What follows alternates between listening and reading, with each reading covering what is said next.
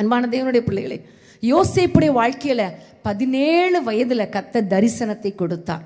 17 வயதுல கர்த்தர் அவனுடைய சிங்காசனம் உறுதியாக இருக்கும்படி, அவனுடைய அரிக்கட்டுகள் நிமிர்ந்து நிற்கும்படி, சூரிய சந்திரன் கூட அவனை வணங்கும்படி ஒரு தரிசனத்தை கர்த்தர் கொடுத்தார். ஆனா எப்ப நடந்துச்சு? 30வது வயதுல தான் நடந்துச்சு. யோசேப்பு நினைச்சிருப்பான், ஐயோ ஆண்டவர் இப்படி தரிசனம் கொடுத்தாரே, 2 வருஷம் போச்சே, 3 வருஷம் போச்சு, 5 வருஷம் போச்சு என்றெல்லாம் நினைத்து கொண்டு இருக்கலாம். வருஷமா போச்சு ஒரு பக்கம், அதுக்கடல எவ்வளோ போராட்டங்கள், குழியில விழுந்தான், இன்னும் என்னென்னவோ காரியங்கள், தவறான எதை பற்றி பேசினாலும் நமக்கு கோவம் வராது, கேரக்டர் பற்றி பேசிட்டா அவ்வளவுதான், அவ்வளோ பாடுகள், சிறைச்சாலைக்கே போயிட்டான்.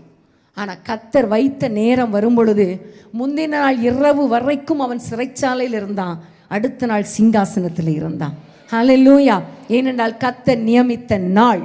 உங்களுடைய வாழ்க்கையில் கர்த்தர் உங்களுக்கென்று நியமித்த காலத்தில் எல்லாவற்றையும் நேர்த்தியாய், சரியாய், அழகாய் கர்த்தர் செய்து முடிப்பார். ஆமென். ஆபிரகாமுக்கு 75 வயதுல குழந்தை தருவேன் என்று வாக்குத்தத்தம் பண்ணினவர் அவனுடைய 100வது வயதில் தான் கொடுத்தார். ஆனாலும் அருமையான ஒரு ஈசாக்கை கர்த்தர் கொடுத்தார். உங்களுக்கு என்று வாக்குத்தத்தம் பண்ணின அத்தனை காரியங்களும் நிச்சயமாக நிறைவேறும். உங்க வாழ்க்கையில கர்த்தர் வைத்த திட்டங்கள் நிச்சயமாக நிறைவேறும். ஹல்லேலூயா! தாவீதை கர்த்தர் சகோதரர் நடுவில் அபிஷேகம் பண்ணினார், ராஜாவாக அபிஷேகம் பண்ணினார். ஆனால் சவுல் இருக்கும் வரைக்கும் அவனை ராஜாவாக்கல, சவுலை தள்ளி கர்த்தர் ராஜாவாய் மாற்றினார். ஆமென். ஹல்லேலூயா!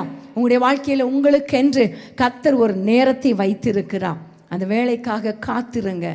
அந்த வேளையில் மனுஷனை நோக்கி பார்க்காதீங்க, கர்த்தரை நோக்கி பாருங்க. நிச்சயமாகவே கர்த்தர் அதினதின் காலத்தில் எல்லாவற்றையும் நேர்த்தியாய் செய்து முடிப்பார். ஆமென்.